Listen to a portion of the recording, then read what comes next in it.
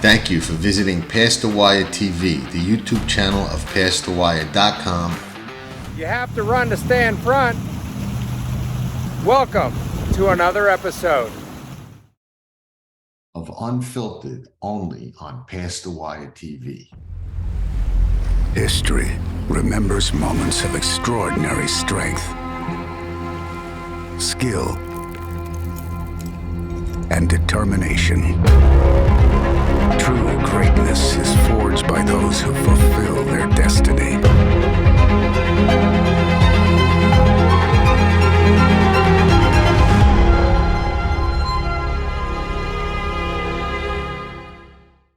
Hello, everybody, and welcome to the latest and greatest episode of Unfiltered, Past the Wire TV. Michael Wilson, myself, John Stettin.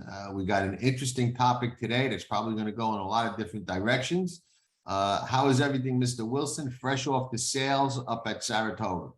Yeah, exhausted, to be honest. Yeah. It's the sales come along and those are a full-time commitment regardless, but when you're also actively trying to claim horses and you're doing everything else, it's I can honestly say I'm happy the sales are over until Keeneland September. So we'll get a little break before we got to gear back up. You know, I can so relate, even though I was never involved in that horseman kind of level, but from when I was betting professionally and I was up there for the whole meet and like so focused and doing all of that work, I used to love the dark days as much as I loved the racing days. Yeah. Finally, it was the dark day. I was like, I was happy to do the laundry and just relax and not have to go to the track and not have to worry about it. You know what I mean? And just, you know, kind of unwind a little bit, you know? And I imagine if I was doing it now, and that's when I was young, doing it now, forget about it. I don't know. I would be like dying for the dark. I need the 2 dark days. One won't be enough.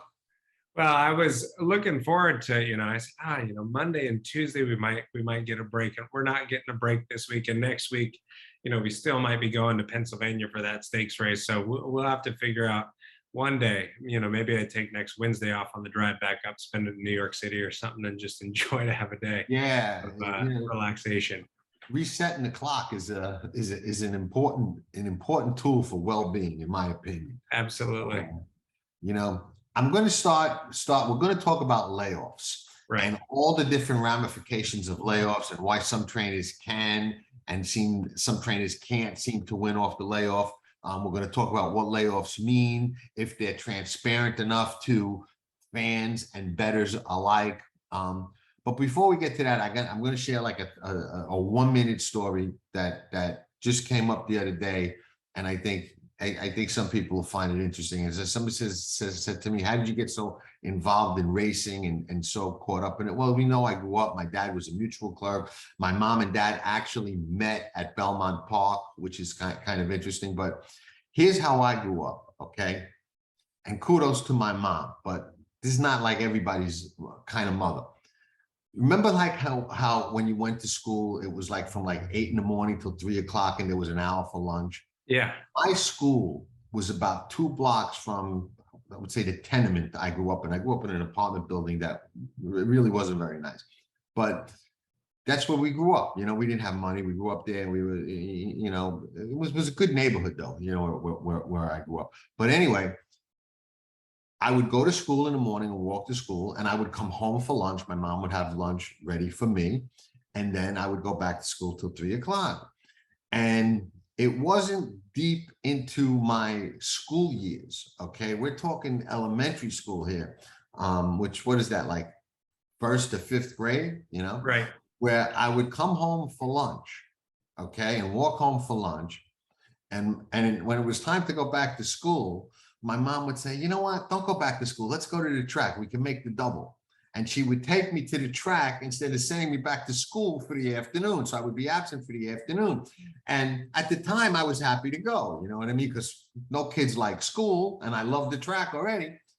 And it wasn't until years later that I figured out why she did it. It was because she wanted to go, and she couldn't get home by 3 o'clock in order, to let me in the house and take care of me. So she had to drag my little behind with her to the races for the afternoon. And that's that. And so then when I started, when I became like a horrible truant and started cutting classes and not going to school and got in trouble for it, I would say, Mom, don't blame me. You started this, you know? Right.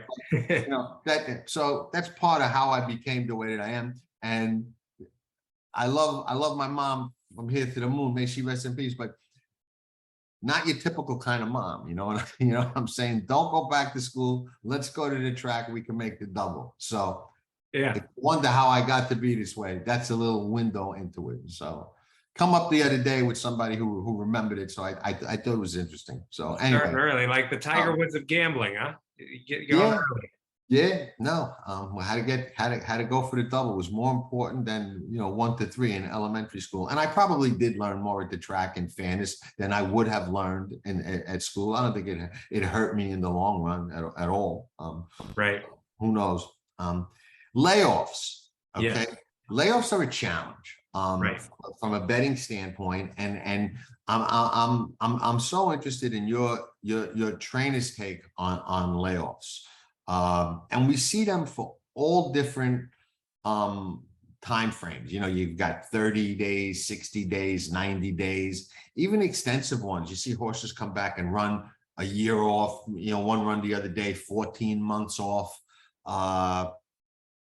Belmonte run a horse the other day in the last race at Saratoga that was off like a 13-month layoff, and actually went off favorite, didn't win, didn't run that well. But layoffs are a dilemma for the handicapper and for the bettor. I don't know that fans pay as much attention, but when good horses come back from layoffs, they do. And a lot of times with a good horse, there's a lot more transparency as to where they were and why than there is with maybe a claiming horse. But let's take Corniche, for example. Right. Corniche was the 2-year-old champion, Breeders' Cup runaway winner. And we didn't see him again after the Breeders' Cup until Saratoga, when he ran that stake a couple of weeks ago, and he didn't run well at all. And I heard a lot of rumors of why he was on the farm, but nothing definitive ever came out. Nothing concrete ever came out. Windstar was not obligated in any way to say, hey, this is where he was and this is why. So let's talk about that and get into that, because from a wagering standpoint, it becomes a guess. And how I handle it from a wagering standpoint is there are certain trainers that I quote trust off a layoff, and it really means nothing. And there are certain ones that I don't, that I know are not capable, or I don't believe are capable of winning first time that way. And, I'll look for horses that have won fresh in the past before, or even first time out. But it's an interesting dilemma. So let's start with the transparency or lack of about it. And is there a way around that? Is it something that should be more transparent, or does it have to not be? I think it needs to be. I definitely think it needs to be. If you're looking at an NBA game or a football game or a baseball game, and now we have sports wagering, right? So people who follow those teams, diehard fans, can now support their teams through wagering. You do understand if a player pulled a hamstring, or if a player ruptured an Achilles, or what is going on, where is he in the rehab process, how many games is he going to be out for. All of those things are extremely transparent in professional sports, and our sport is the only one where it's not. And it's something, to me personally, and I understand the vested interest in a lot of these horses. People want to pretend a lot of times these horses are 100% sound, which is, Bobby Frankel said it best. If you train a horse as hard as you want to, you won't have him sound enough, to where you want it. If you have him sound enough to where you want him, you won't have enough where you want it, right? So it's a balancing act with horses. They're just like any other athlete. They have aches and pains. Some days they're great, some days they're not. It's managing that as you would with any pro athlete. And we need to be more transparent about that, because I think a lot of it comes to where we get into trouble in our is lack of being forthright and saying, hey, you know what, that horse injured a tendon, we're going to give him 9 months off, and then we're going to bring the horse back gradually and see how this horse actually comes back. And a lot of that comes down to horses in the breeding shed. People want to also say, oh, well, this horse was sound, he never had any issues. and you look at his race record and he had massive gaps in his campaigns, or, ran it too and never made it back to the racetrack. There's so many different things. So I truly feel in our sport, for our sport to go forward, the more information we have as an entire industry, the better it is for the gambler on farm breeding decisions when they want to breed their mares, all the way down the line to people buying horses, deciding who we want to send mares to as well. From an agent standpoint, it's hugely important. And I think especially now there's a huge demand on the claiming front for horses. We need to know why these horses are laid off.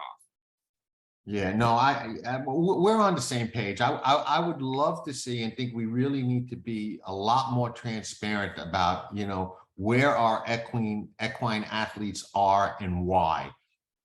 And that also goes towards something else that's a big issue, but nobody talks about it. We talk about perception and how important perception is, but nobody ties these layoffs into that. You know what I mean? It's just a complete mystery as to, why a horse is off. Now, I could see the argument with trainers in the claiming game saying, hey, we don't want to hurt our chances of a horse getting claimed, or even increase the chances of a horse getting claimed because, somebody might know what's wrong that we might be able to conceal. But I think that ship has sailed. I think that the claiming game has to be played also more transparently. You know what I mean? If you think, if I think I can move a horse up or make a good claim off a guy, I should have all the information, that I need to make that decision. And if I don't, and if I'm wrong or I'm right, so be it. That's how you play the game. In a chess game, all the pieces are on the board. You can see them all. So I think it's a huge problem in our game, layoffs, and the lack of transparency around them, and the lack of accurate information around them. And I think Corniche is a great example, because I don't know anybody who's ever, definitively said this is why he was off so long. On the Derby trail, all right, we know there was, the movement of the horse from Bob Baffert to Todd Pletcher, but that really shouldn't have affected him coming up for the topic of the Kentucky Derby. Nobody knew where he was. Everybody's like, well, what happened to Corniche? Where is he? And right. No racing publication wrote about where he was or why he was there. And, it was just a big mystery. And this was the Eclipse 2-year-old Breeders' Cup champion that should have been on everybody's early Kentucky Derby radar, and probably was, until he just never hit the work tab. I've always thought, and you'll have a lot more insight than I will into this, but I always thought that trainers that are successful off of the layoff, some of them might have an advantage depending on what farm the horse comes off of. I always thought that certain farms are like trainers, like outfits, like barns, are better than others, and will send a horse more fit and closer to being race ready than others. I remember, touring farms in places like Ocala and Lexington years ago, and some looked a lot better than others to me, in upstate New York. So I always, how much does it matter which farm a horse is coming off of back to a trainer? Like when you were training actively, I mean, you're still kind of training, even though you say you're retired, you're very involved. But how important was it for a horse to be on the right farm and coming back to you off the right farm? It's hugely important. You need, and it all depends on, I want to kind of get into layoffs quickly before I jump into the farm thing. So I think layoffs get a bad rap. I was lucky enough to work for one of the greatest trainers in the game, who people might not realize he is as good as he is, which is Richard Mandela. And Richard had a thought process, just like any other human athlete. These guys need 60 to 90 days off once a year. If they're healthy, they're fine, give them a break, put them on a farm, let them relax, let them enjoy, which is why year after year, we had horses running at the top of their game at 5, 6, 7, 8. I mean, even Tin Man, and we had Perfect Drift at age 10, right? And these are very good horses. and spacing them out and giving them breaks throughout the year to let their body recover from the load of training and the load of racing is hugely important to an athlete. So I think that's something that needs to be addressed. There's certain horses, and I think Life is Good was only given time after, what was his last race, the Saudi Cup, or did he run in the Dubai World Cup? I think the Saudi. So, I mean, it was literally to give him a little break, right? It's the right Right. time to give a horse a break. He runs in the Saudi Cup, you give him enough time, he's ready to go come the summer, and then you peak him towards the Breeders' Cup, right? So what's happening nowadays in our sport, which I see as an issue, is we keep having all these races pop up with big purses. And so if you have a premier racehorse, it's hard to figure out what you want to point for. It's like, okay, well, maybe we point towards the Breeders' Cup. Well, if you peak on the Breeders' Cup, well, then the Pegasus is right after it, and the Saudi Cup and the Dubai World Cup. So it's hard to figure out when in the game to give horses a break. It used to be Breeders' Cup, give them a break, bring them back, start getting them back ready January, because you didn't have really, I think the Dawn Handicap was the first one for older boys. You'd have the Malibu at the end of the year in December for the 3-year-old boys, if you could go 7/8, but there was a significant gap in the calendar year where you could rest the better horses to get them a full campaign, 8 to 9 months the year after. Now we have these races popping up everywhere where it's like, how do we time it for the best 4 or 5 races out of this horse? Because you're right on top of everything. There's no downtime in the sport. And I've broached this before, and I got a lot of backlash on Twitter one day when I said, should horse racing have an off season? Literally, I remember. all horses turned out 60 to 90 days. We have an off season for the sport. Everybody gets to relax, and all the horses get to relax. And I understand different injuries pop up with different horses. You can't rest them all at the same time. I get all the logistics of it, which is why. But to keep horses healthy, they do need time off once a year. That's an important piece to keeping any athlete healthy throughout their career. And so sometimes you'll see layoffs.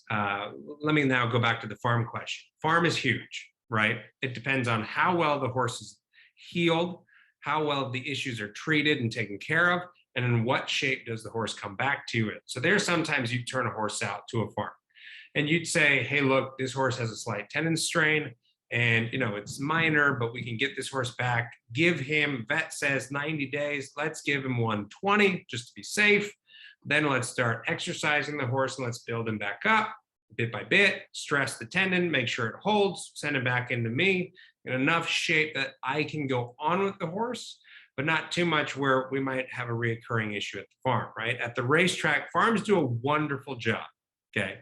But at the racetrack, I think our how detail oriented we are with these horses might be just a little step up in terms of making sure that those horses are in perfect shape as we push them back into the races off those layoffs. So the biggest piece that kind of gets missed in a lot of this is the communication from track to farm. And I've had this happen multiple times when I sent horses to farms, and they said that this is the most amazing information that we've ever received on the horse, that we've been told on the layoff.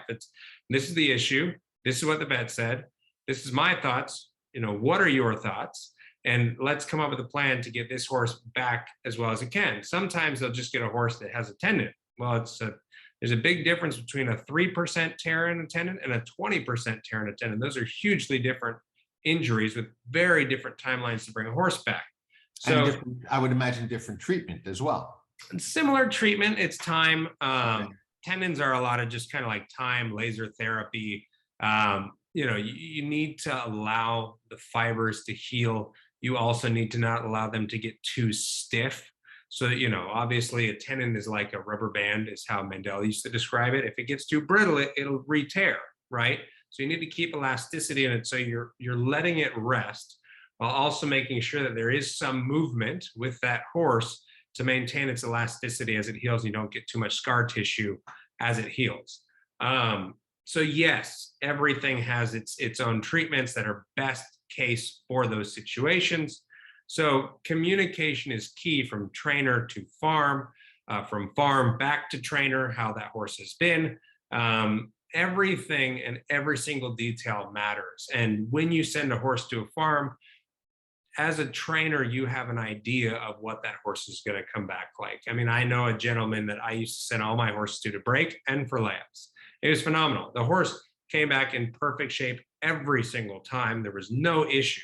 There'd be other farms where the horse would come back and they'd say, oh, the horse is sound. The horse is not sound. The issue's not been fixed. It's you sent the horse in before it was time to have the horse come in, or you didn't fully address the issue at the farm to get it right before it came in. So those are all pieces where it's hugely important, just as you would a sports doctor, right? You need the best sports doctor to get your athlete back on track. It's the same thing. Yeah, no, interesting stuff. Now, I had said from a betting standpoint, the things I look for, primarily because we have so little information to go on off the label, is who the trainer is. Okay, and there are certain trainers, and I'll just throw a name out there because it's no secret, and he's probably Chad Brown. Okay, Chad Brown can run a horse off 6 months. I wouldn't care if he ran a horse off 6 years. I just have the kind of confidence in his ability and his horsemanship to know that if the horse wasn't ready to run or shouldn't be running, and he has the kind of owners that allow him to run his stable that way, that the horse wouldn't be there. Okay. Right. If the horse wasn't ready. And I think Lady Eli is probably one of the best examples of that type of horsemanship in the sport. And I never really felt that comeback got its due, because laminitis, as we know, kills most racehorses. Okay, they certainly never run again, and the very few that do never run at the same level that they were at prior. She did, and I think that speaks to his ability to take a horse off any kind of layoff and bring him back. So Chad would be a guy that if a horse is in off a layoff, I don't worry about it. First time out, I think they can run up to their maximum potential. There are certain trainers, and this I won't get into the names because I don't want to really disparage anybody or insult them, but there are certain trainers that I would never bet under those conditions because I just don't have the confidence in what I've seen from them to do that with a racehorse. Okay, I'd have to see the horse prove itself on the racetrack in order for me. What is it about a trainer, okay, and their program that would prevent them from being a good layoff trainer? And can I connect that to people who are also good first time out of the box? And when I say that, I mean like a trainer who is thought of as a good trainer. They're a good trainer. They win, they have nice horses, but yet off the layoff, you can't, they always need one or two, and maybe it's only because they give a horse a race off a layoff or something like that. So can you talk more towards what kind of trainer can win first time out, and what kind of trainer can't win first time out coming off a layoff that was a result of some type of injury? So I think winning first time off a layoff is much easier than winning first time out. Very, very different things. Obviously, when you're winning first time out with young horses, you have a lot more education that goes into that, right? So how they break from a gate, how they take kickback, how they handle being up against a rail. Can they understand when you check them and move them outside that they still need to re-break? The education that goes into first time starters is vastly different. When you have horses coming off layoffs, they already know what to do. It literally comes down to making sure that you have got the horse back to the races as fit as you can, as sound as you can, and you run the horse at 100%. And understanding that what you need going into the race that you're pointing towards. So a lot of these grade 1 older horses have to come back in a grade 1 off a layoff. Now, if you have horses that you're running against that have 1 to 2 starts under their belt, they're fitter than you, okay? So you have to put in more work to make sure that that horse is at its peak to come its peak off the layoff. So that's a huge piece, is patience by the owner, right? Some guys will say, oh, I want to get back earlier. I want to get it back earlier. And you end up running a horse a little bit short when you needed to put another month into that horse to get him fit enough to be able to run first time off the layoff against higher caliber of horses. As you get into the claiming ranks, as you get into the allowance ranks, obviously it's a little bit less because you might have a superior horse that if you have it 75% fit, you know that you've got a better horse than what you're going to run against. And so you can walk in at 75% and still beat the field, use the race to get you to 100%, and then you're moving onwards. But what's the most difficult thing is taking 2-turn dirt horses, grade 1 horses, as they're older horses, right? Because when these horses are younger, they actually get fit quicker, right? They're not carrying as much weight, they're not carrying as much flesh. They come to hand a lot more easily. When you have older boys, specifically, the girls get fitter quicker as well. Getting those horses to be able to run a mile and eighth, mile and a quarter, mile and a 16th at the grade 1 level off the layoff is extremely difficult. You have to have that horse so tight and so ready to be able to perform at his best, because he's performing against other horses who are at their peak and ready to go. And it's not like a pro sport, right? It's not like in the NBA where you're bringing Steph Curry or Klay Thompson back from an Achilles tear, where you play them 2 minutes one quarter and 2 minutes the next quarter, and you ease them back into the game. They've got to be ready to fire at that level on the stage. So dirt boys, 2 turns, tough to get them there, right, at the grade 1 level. Then next would be, anything 2 turns is tough to get them fit enough just in training to have them ready to fire first time out. So kudos to those guys who are able to do it. And a lot of it really goes back to the owner being patient enough to allow that horse to have the time to get back to where he needs to be. Why are there some guys that can't seem to be able to do it? It could be that they're impatient as the trainer. And part of it is understanding when to go and when to not go. And this is a game of where you really have to ask yourself questions of, is this horse still ready to do what we're asking it to do? And a prime example is one of the horses that we're working with, right? So the other day we had a horse grab a quarter, that won at Saratoga. It's a minor grab, it's not huge. And we're pointing towards a grade 3 stake. So the question is, do we run him or do we wait and let it heal? Well, when you look at it, it's not that big a deal, but then you have to take the horse into account, right? The horse is jumping out of his skin. The horse is wanting to run. Horse is 100% sound. It's not an issue. So then you say, horse is fit, doesn't bother the horse to grab quarter, which literally it's like cutting on the back of the hoof. Some grab quarters are bad, right? Everything's variation. You got some horses that completely rip off their heel bulbs. They need a month. They need a month and a half to 2 months to let that thing fully grow out and heal. Big deal. Others, not so big a deal. And it comes down to the athlete and what the athlete is telling you. And so if the athlete says, well, I'm feeling pretty good, it's minor, by race day, I'm going to be back to 100%, then you say, okay, maybe we do it, right? In other situations, if the athlete's not close to where it needs to be, and you're pushing that athlete to go perform because you're not patient enough to wait on what that athlete needs and what it's telling you, that's where you're coming up short when you're running these horses off the layoff. It's literally you putting yourself in the horse's way. Interesting. Really interesting. Let me ask you this, and I'm assuming that we've talked about things like this before. Me as not really a horseman, don't know for sure. I only think that I do. Horse coming back off a layoff, right? Okay, off an injury. Yeah. Okay. Mentally, do they sometimes know that, hey, last time I did this, I got hurt. I don't want to get hurt again, and they cheat or don't extend themselves or don't go all in because they're, quote, protecting themselves? And as a trainer, is that something that you can recognize and teach a horse not to do in training? Can you see, I think I'm asking, I think you know. Oh, no, you're asking. Yeah, I know. Can you see in training that, this horse is not really giving it to me because he's worried he's going to get hurt again? And is that something you can address in training? So yes, a lot of it, and this is the difference between good horses and cheap horses, is mental toughness, right? So the filly over your left shoulder, ruffian, mentally tough, would run even if she only had 3 legs, right? Ran with the cast on her leg while she recovered from surgery, right? I mean, that's actually not true, but no, I got you. That story is not true, but no, I got you. But so your best horses are really tough. They're not, right. And I think there's a misnomer in racing. Everybody thinks that horses that win grade 1s are just the most talented. No, they're very talented. They're mentally tough, right? Somebody leans up against them on the rail, bumps them off the fence. They keep putting their ears down and they keep trying to fight. There's other horses that get intimidated by it. There's a separation in all of it.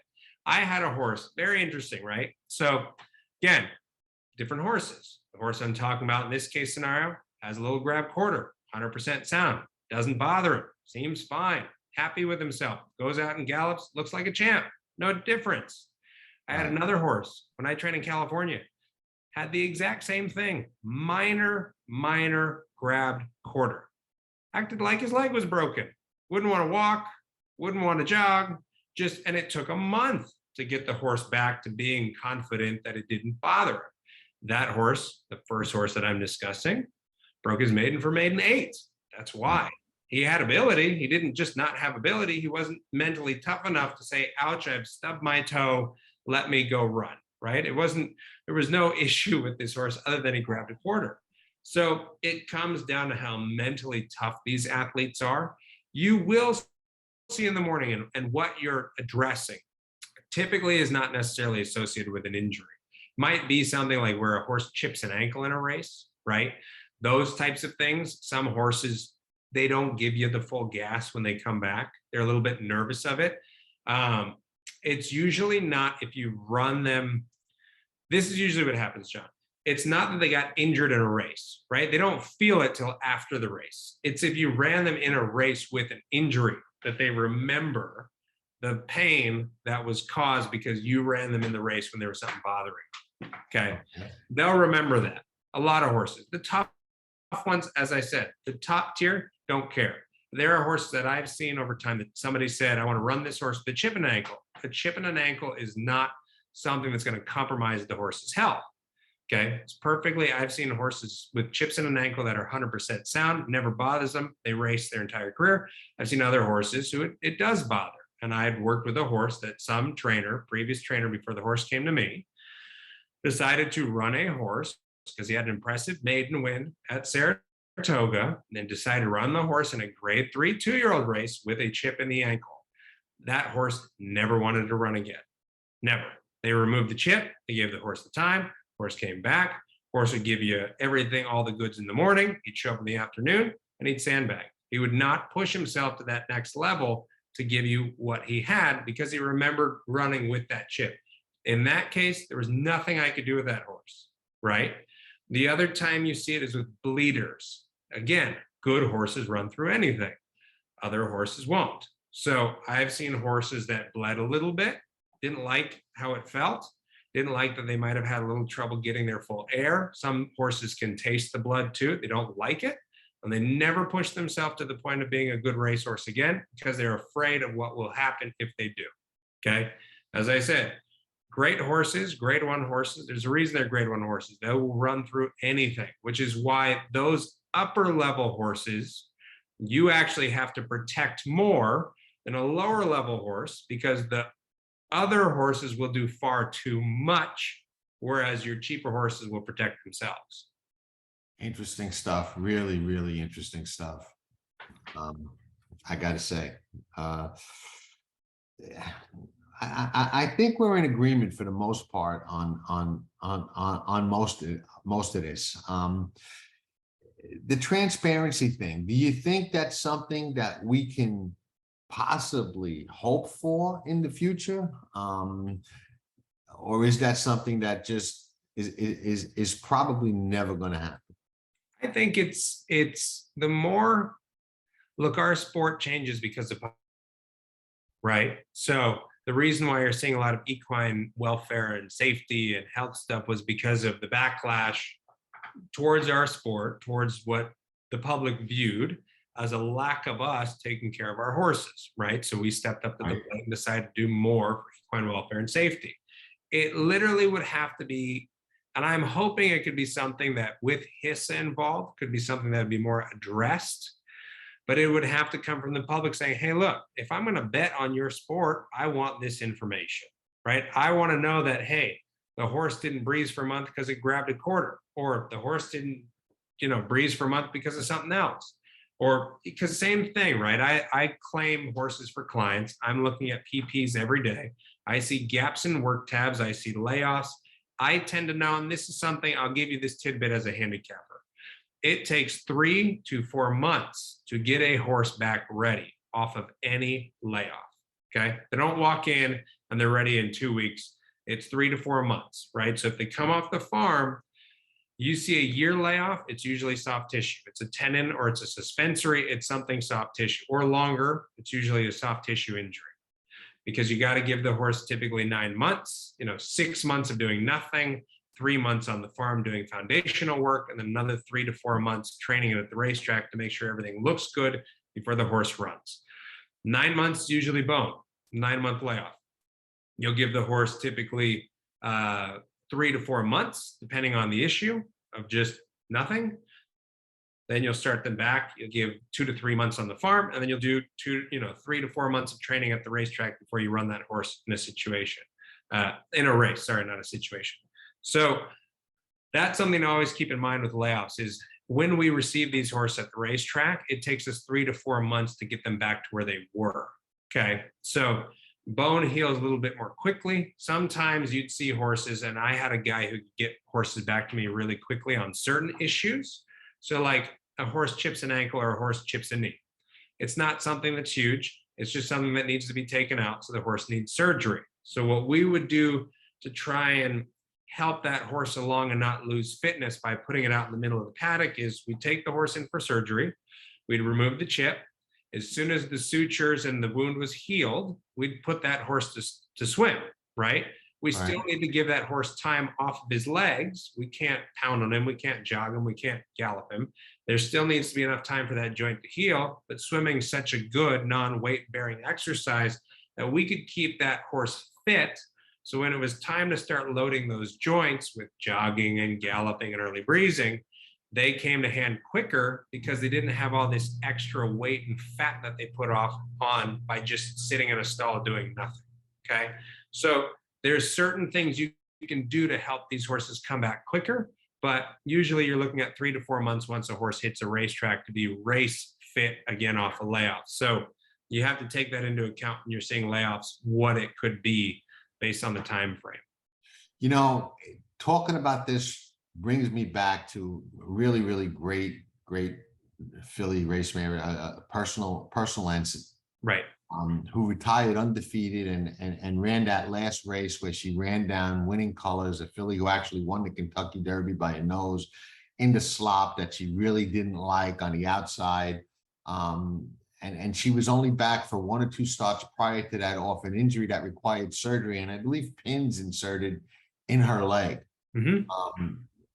And after talking, this through, and just remembering that she had to be just so classy and tough to be able to come back at that level and go out with a race like that distaff, with that injury, with surgery and pins in there, that wow, she had to be really, really special.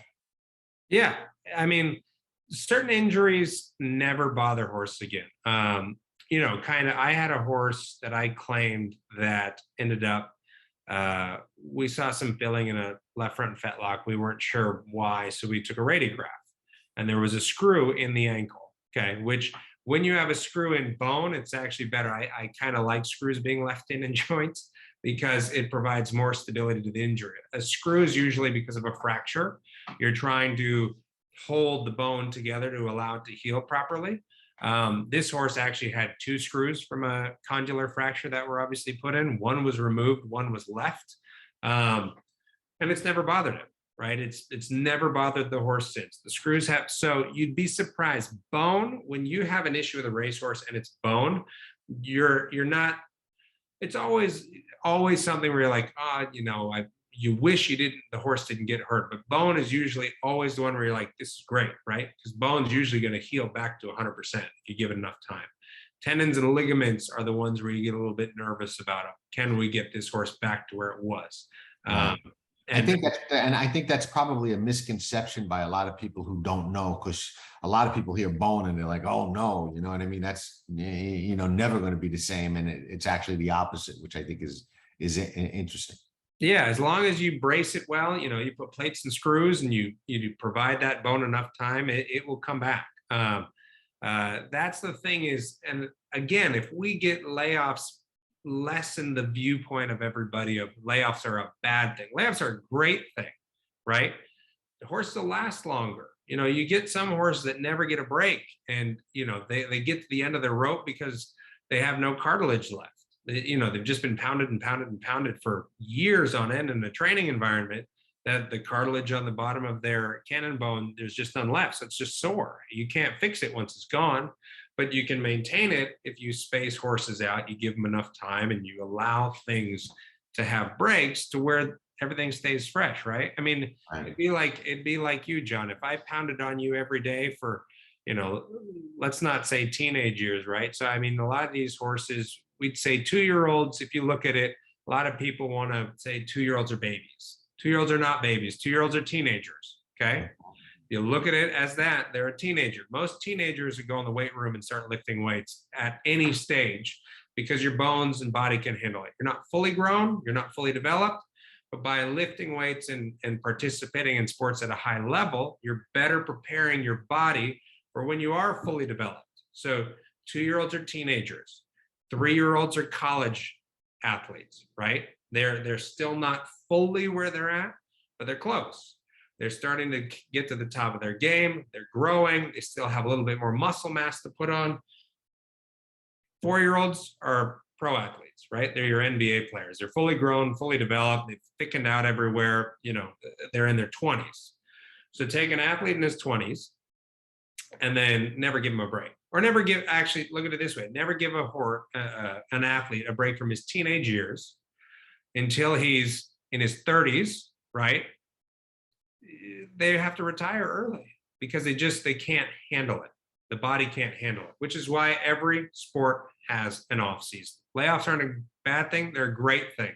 And if you look at it from an owner standpoint, for any owners that are watching this, I know I very much keep track of nickels and dimes and dollars and cents on every horse that we manage for clients. It's not that expensive to put a horse out on the farm. And if you put the horse out on the farm and you help that horse last longer, the earning capacity of that horse becomes greater than pushing through things that you should have given a horse time for. Absolutely. So it's actually a great thing. You know, the layoffs typically on a farm are, you know, $45 a day just to put the horse in the paddock, right? It's nowhere close to full race training. And then once you start bringing them back, it's like $65. But if the horse can win 2-3 races out the layoff because you gave him time versus getting one win because you pushed them through, you're actually ahead of the game. Yeah, no, I agree with that. But let's be clear. When you say layoffs are a great thing or a good thing, you're talking about just laying off a horse to give them a rest. You can give them a rest. Or for an injury is something obviously we wish you know didn't happen, but is part of the athletic competition. So it's something that we have to deal with. So those are two different types of layoffs. Right. But at the same time, an injury, give the horse as much time as you can give. I agree. Because these horses, they'll reward you. You know, the amazing thing about horses is how forgiving of an animal they are, right? If you treat them really well, you give them everything they need, they will certainly repay you in leaps and bounds. Do you think that there's a problem in the game, and we'll end with this, and maybe educate some owners to have a healthier philosophy about this? And you alluded to it already, but do you think there's a problem in the game with a lot of owners not being patient enough to allow trainers to lay horses off as much as they would want to, or as much as they would need to, that they're just pressuring them to run and keep them in the barn? And flip side, are there trainers who are maybe a little too greedy or a little too worried about giving up a horse and giving up that day money and giving up that chance at earning a purse and not recommending and sending horses, you know, to the farm for that break? So that's like a twofold question. And before you answer it, I'll go on the record as saying I was not one of the people who bashed you or thought that an off season was a horrible idea. I think it's something that should be considered and maybe implemented in some way that's fair and good for everybody, or just maybe mandated that horses at some point during the year get a certain amount of time off on the farm, where it doesn't have to be the same, you know, time for everybody, but just, you know, something like HISA mandated that, hey, every horse has to have a 60-day layoff, you know what I mean, during the course of the year where they're, you know, out of training or on a farm or something like that. But trainers and owners, Yeah, no, Yeah. it's a good question. So I think again, it's the same thing that we talked about with owners at the sales, right? I think it's comes down to who's advising you. You know, what we do with all of our clients when they want to get into the game, we're very, very straight with them on what everything is going to cost. And we work with them on budgeting based on what their goals are with their stable, how long they want to play, how long do they want to invest in the game. And then that way they understand that, hey, if a hiccup happens, we're okay, right? We've set that money aside to give that horse a lot of time. I think sometimes some people will get into the game without fully knowing, and it's not their fault. Nobody ever told them, and somebody might not have been straight with them saying, look, you claim the horse for 30 grand. It's going to cost you 4,500 to 5,000 a month to keep that horse in full training nowadays. Okay, it's not cheap.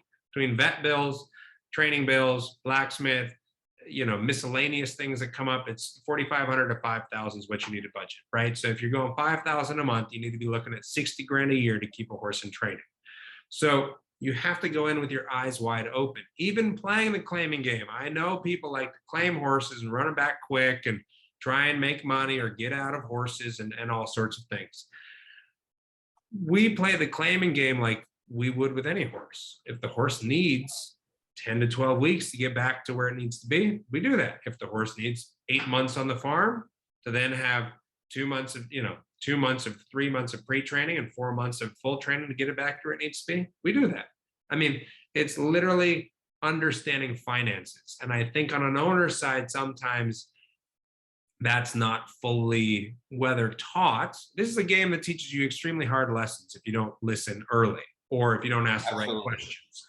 So understanding the financial responsibility when you get involved in owning a horse is part of it, number one. Second question, number two, trainers. Yes. So I've had a lot of people recently ask me, now that I'm back walking around New York, Mike, are you back? Mike, are you training again? Mike, when are you going to train again? I'm like, I'm never going to train again. Never, right? Unless I got 40 horses that I own by myself. It's just me, and I can do it exactly my way. I'm never going to be a public trainer because the economics don't work. And you touched on it, John. I've got to pay a groom to take care of 4 to 5 horses at a certain rate every week or 2 weeks. I have to pay a hot walker for every 5 horses. I have to pay an exercise rider for every 7 horses, right? So every horse that has to go out that I can't then put somebody else back in their stall, I'm losing money now because how my day rate has been structured is to make sure that I break even based on the amount of employees I need to have per horse, right? So losing one because I need to give it a layoff, sometimes guys won't let out of the barn. They want to keep the horse in the barn. And they sometimes might not fully disclose why or what's going on or why the horse is off. I personally, I remember I received some horses from a trainer previously. And the owner told me, this one's been breezing 3/8, and that one's been doing this, and this one's been doing that. And I called them and I said, which was the horse you said was breezing 3/8? And they said, oh, this horse, the big black horse, he's been breezing 3/8. I said, I think you've been misinformed. And they said, what do you mean? I said, this horse is fat. Like this horse, I jogged him a half mile, he's huffing and puffing, right? There's no way this horse has been breezing because he can barely even jog a mile and get around the racetrack, and his ankles are the size of grapefruits, right? So a lot of that comes down to being honest with your owners. And you've got to be working with trainers who are willing to tell you the good news, the bad news, the ugly. And you also have to understand when you budget that you need to be financially able to handle that before you get involved in the game. Absolutely. Like I said, I think on the last show, it all comes down to the good, the bad, and the ugly. Everything. Yeah. Life always comes down to one of those 3 things, and this sport is no different.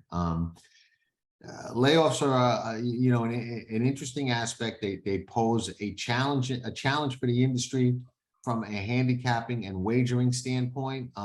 Unfortunately, bettors have the reputation of will bet on anything because we're all degenerates, and they do very little to dissuade that or convince anybody that that's not true, because at the end of the day, they will almost bet on anything. So they complain a lot on social media. They vent a lot on social media, but they still show up and bet. So, bettors calling for transparency in layoffs or we won't wager is very, very, it's a bet against from a gambling perspective. Right. But maybe the sport, and maybe HISA itself will realize that this is something that all professional sports have when it comes to injuries. Like you said, the NFL injury report comes out. Even when there wasn't legal sports betting, and sports betting was really illegal for the most part, except in Vegas, they still released the injury report and made that stuff relatively easy to obtain in public. So yeah, we're the only sport that really has a shroud of secrecy around that, and don't disclose it. And maybe in our effort to improve perception, a light bulb will go off in some shot caller's head that says, hey, we need to be a little bit more transparent about layoffs and layups and why horses are away from the racetrack. And I do think that your idea of mandated off season or mandated downtime is not as far-fetched or ridiculous as an idea as some people may think, and may be reluctant to. I think you really have a very good idea there. I think it's something that should definitely be explored, and I don't think you should let it die. I think you should still continue to mention it, because eventually somebody with a brain is going to say, you know what, he's got something there, and it's better for the horses and better for the sport in the long run. Sometimes you got to take a step back to take a step ahead. Everybody wants to keep forging and going to the well every day. You go to the well, the bucket's going to break every day. You know what I mean? You've got some great photos behind you of some phenomenal horses, and that's from an era where they were all given time off, right? Absolutely. Camden, South Carolina. Right. Horses were sent there. Right. They were given a break. Yeah, no, they might absolutely. run 20 races during the season, but they all had 2 to 3 to 4 months off. No question about it. Right. And they would come back when they could run every 2 weeks because they were fresh. You know what I mean? And if I know you're an athlete. I'm getting a little old I won't call myself an athlete, but I do some competitive things, as you know. And one of the hardest things is when you're training or working out is you want to keep pushing. And you keep push, and then you'll feel yourself, you'll plateau and weaken a little bit, you know what I mean? And you keep pushing and you don't gain. And then finally, when you have the mental discipline to take that step back and take a day or 2 off and come back, you're like, oh man, I should have done this before, because now you're stronger, better, faster, and you go above that plateau. You know what Absolutely. I mean? Like, I was hurting myself and didn't realize it. You know what I mean? Because you want to keep pushing. You think you're going to lose if you let up, but you don't. Yeah. You gain. And if you're not athletic, you don't understand that. But if you are, then you're going to know exactly what we're talking about, because that rest day is as important as that hard going day for your progression. So layoffs, I think we hit a lot of the good points. Takeaway from the betting standpoint, the trainers speak for themselves. There are certain ones that are doing the right thing and can do it, and there are certain ones that you need to be a little leery of, and you just kind of got to watch that stuff. And and it's interesting because I think I typically talked about some of the longer layoffs. The ones as a bettor, if you are gambling, to be a little bit afraid of are the 30, 60, those types of layoffs. Where the horse has disappeared, right? Hasn't run for 60 days. Maybe worked once, twice in that interim. That's telling you something different. That's telling you that's a horse with an issue, typically. Right. And it's the opposite. You see, I'm glad you brought that out, because most bettors think the opposite. Most bettors think, well, a year layoff, I got to run away, but 60 days, oh, that's not that big a deal. And they go in full force, which is the exact opposite of what the smart bettor should be looking for. Right. And it's the same thing that I look at with claiming horses, right? I'll say, okay, well, this horse, we're in August. This horse hasn't run since April. What does this work tab look like? Did the trainer just decide not to run it because the horse has a confidence issue and they just need to take that time to rebuild? And I've done that as a trainer. I've called owners and said, look, horse is fine, horse is sound, horse is not mentally there, I'm not going to run it for 3 months. I'm going to train it, and I'm going to rebuild this horse and rebuild him mentally and work on him and get him to where he needs to be so we're ready to run, in several months. And I wouldn't send him out. I'd work in the barn with that horse. Right. But you're seeing a consistent work tab, right? You might see 1 month where there's no work, so then you're seeing it once a week until the horse runs. When you're seeing gaps in work tabs and you're seeing gaps in races, you have to be asking yourself, what are they doing to try and get this horse sound enough to race on the day? And, Right. Those are the things that kind of scream to me of, hey, look, this horse has an issue that they're just trying to nurse along to get a couple races out of to get this horse to run. Right. And I agree. I run from those kind of horses wagering. You see that short layoff, you see gaps in the works, and then you throw in a little bit of a drop, and it's like run the other way. Yeah. Let them beat you if they're going to beat you. Yeah. But good stuff, Mr. Wilson. Appreciate it. Thank you, everybody, for tuning in. We appreciate all of you. If you enjoy these videos, hit the like button, subscribe, let us know questions, comments. We've got answers, subjects you want us to tackle.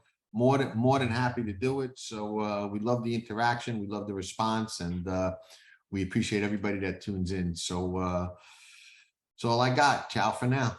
See ya. Thanks. Are going to avenge what happened in the last race. I really like the 4-Horse Nation's Pride. They fired Dettori. They're flying William Buick over to ride this horse. That should, keep him a little bit more honest. I think it comes down to Nation's Pride and Stone Age like you. Watch Saratoga today on Past the Wire TV with Dawn Lupel and Jonathan Stettin. Every Saturday morning of the meet, horses to play and to play against, vulnerable favorites, track trends, winning angles, the scope, and more. Watch, subscribe, ride with us. Nobody does it better. Standard and past performance information is now free exclusively on DRF Bets. Join DRF Bets with the promo code WINNING. Get a $250 first deposit match bonus, a $10 free bet, and free formulator already uploaded to your account. Access Formulator's premium features, including sortable trainer stats, race replays, personalized trip notes, and lots more. Free formulator exclusively on DRF Bets.